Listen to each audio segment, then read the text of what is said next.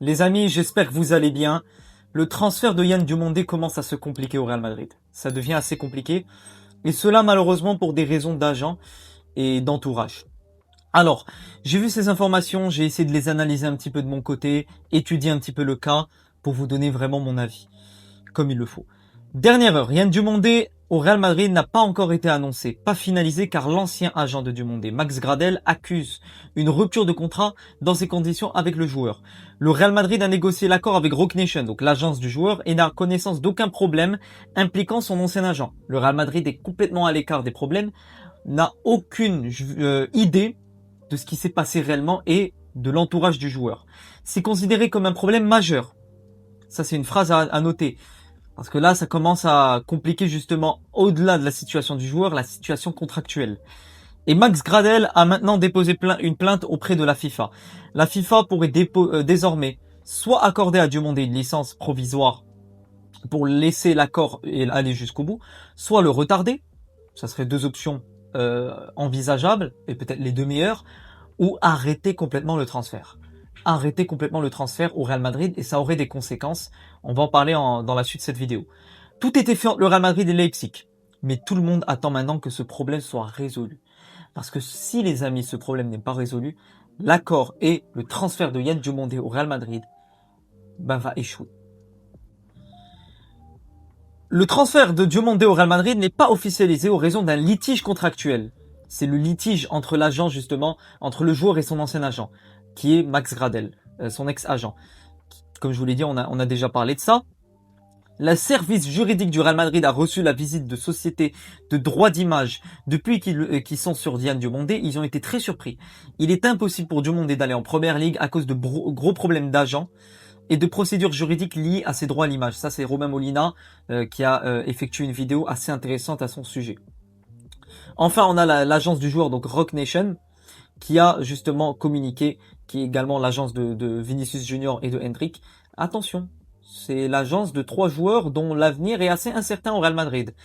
Nous ne pouvons pas rester les bras croisés lorsque des médias non professionnels et mal informés publient de fausses informations et nuisibles à des fins d'attention, surtout lorsqu'ils citent personnellement nos clients sans aucune base. Les médias et les journalistes doivent se tenir responsables.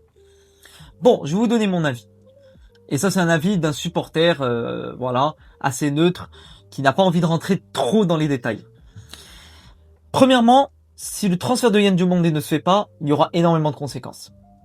Énormément de conséquences sur l'avenir de notre équipe, de notre effectif, et la possible attaque qu'on pourrait mettre en place la saison prochaine. Il faut rappeler une chose, c'est que le transfert de Vinicius Junior du côté d'Arsenal est possible. Le départ de Vini est possible. Imaginez juste une seconde si Vini part et Diomandé ne vient pas au Real.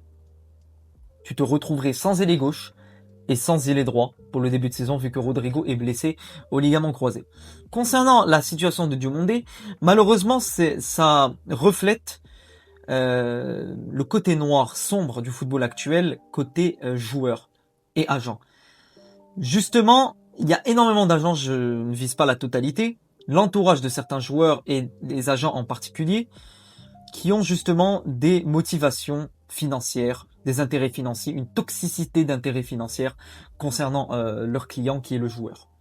Ils sont beaucoup plus attirés justement par ces intérêts financiers que par le joueur et ils feront tout pour profiter justement de la naïveté et la gentillesse du joueur pour bouffer un petit peu de ses parties financières. C'est malheureusement le problème que rencontre actuellement Yann Diomandé. Je vais pas revenir sur son passé ni sur sa situation personnelle avec voilà. On a vu pas mal d'informations. Son père, malheureusement sa sœur décédée. Je n'ai pas envie de rentrer dans ça parce que ce ne sont pas mes affaires. Mais on va parler d'un point de vue Real Madrid. Si ce transfert ne se fait pas, ça va devenir assez compliqué.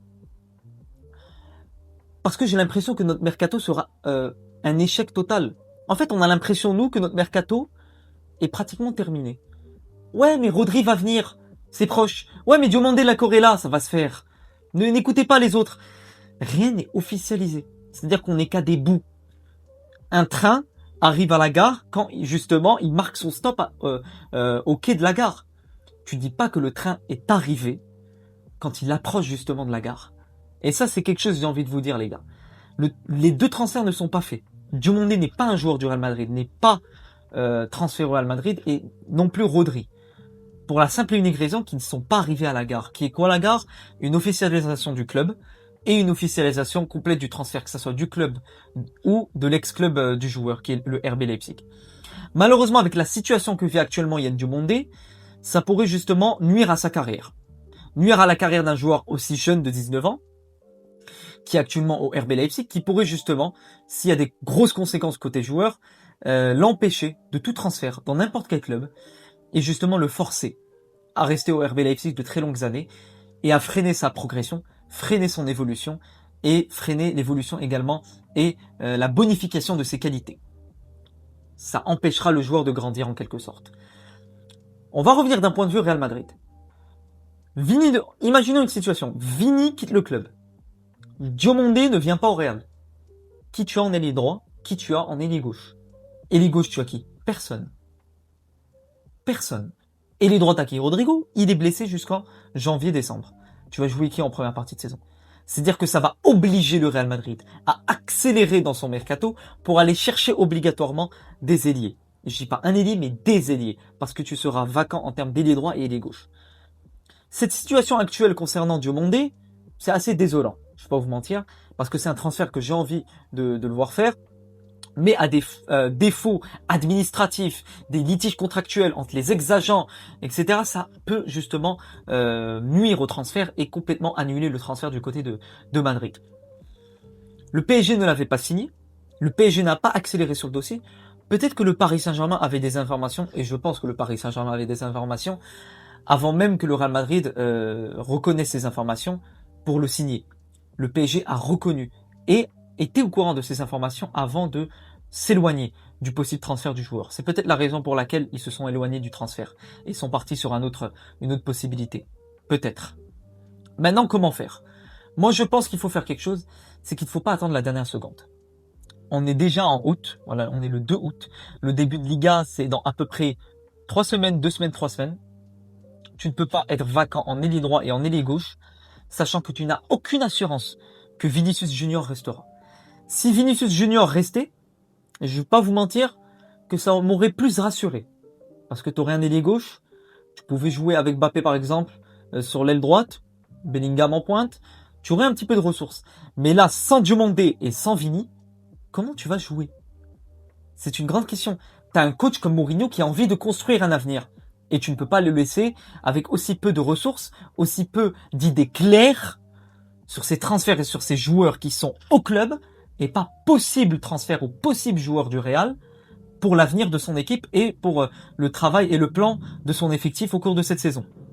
Parce que oui, il faut déjà travailler et mettre en place justement une idée claire et pas rester sur des spéculations. Et si ce joueur vient, voilà comment je travaille. Et si ce joueur vient, voilà comment je travaille. C'est pour cela que ce transfert m'inquiète. Et quand je lis ça, les amis, quand je lis ça, bon, problème majeur, Max Gradel a déposé une plainte auprès de la FIFA. Généralement, les plaintes, généralement les procédures judiciaires prennent énormément de temps. C'est pour ça que je vous dis, honnêtement, que je ne suis plus rassuré. Et je suis moins calme et beaucoup plus énervé concernant ce transfert parce que j'ai le sentiment qu'il ne va pas se faire. J'ai envie qu'il se fasse. Et j'espère qu'il va se faire. Parce que c'est un joueur de talent et c'est un joueur qu'il nous faut. Maintenant, tous les problèmes qui entourent Yann Diomandé et tous les problèmes et les conséquences qu'auront ces soucis, je me dis que ça va impacter justement le mercato du Real Madrid. Impacter justement la possible attaque et les futurs recrutements. C'est désolant. Parce que ça peut le retarder ou alors annuler complètement le transfert. Ce que je trouve assez bizarre, c'est que, en fait, pas bizarre, mais Romain Molina, franchement, énorme journaliste, et il connaît des choses que beaucoup de journalistes ne connaissent pas, voire la totalité des journalistes ne connaissent pas. Il a averti. Il a sorti une vidéo sur Yann Diomandé. J'ai vu la vidéo, j'étais pas vraiment concentré dessus parce que voilà, ça aborde pas mal d'aspects assez compliqués, contractuels, juridiques. Bon, faut vraiment rentrer dans le fond du sujet pour vraiment comprendre comme il le faut, mais c'est un sujet difficile, ce que vit actuellement Yann Diomandé, parce qu'il vit justement une situation où des gens abusent de sa gentillesse, de sa naïveté, des agents, des ex-agents, l'entourage, qui nuisent justement à sa future carrière. Les agents, généralement dans le foot, nuisent à la carrière de beaucoup de joueurs qui auraient été promis à des avenirs beaucoup plus radieux, s'ils avaient de meilleurs agents beaucoup plus compétents, et ils se souciaient tout simplement plus de l'avenir du joueur que des intérêts financiers. C'est la toxicité. Et un parasite. Beaucoup d'agents sont des parasites au sein des carrières des joueurs, malheureusement. J'espère que cette vidéo vous aura plu. Voilà, je suis revenu rapidement sur la situation de Yann Diomandé. Donnez-moi votre avis en commentaire. C'est pas rassurant. Et j'espère que ce deal se fera. Parce que j'ai envie d'être clair concernant mon effectif et l'effectif du Real cette saison, pour travailler d'ores et déjà sur les prochaines vidéos. On va pouvoir revenir sur la possible tactique, les tactiques, la vision de jeu de Mourinho avec un effectif clair, que d'être simplement dans des hypothèses et des spéculations, chose qui est assez compliquée lors d'un mercato. Prenez soin de vous les amis, vive le Real Madrid, à la Madrid, in anamas, on espère que le transfert se fera.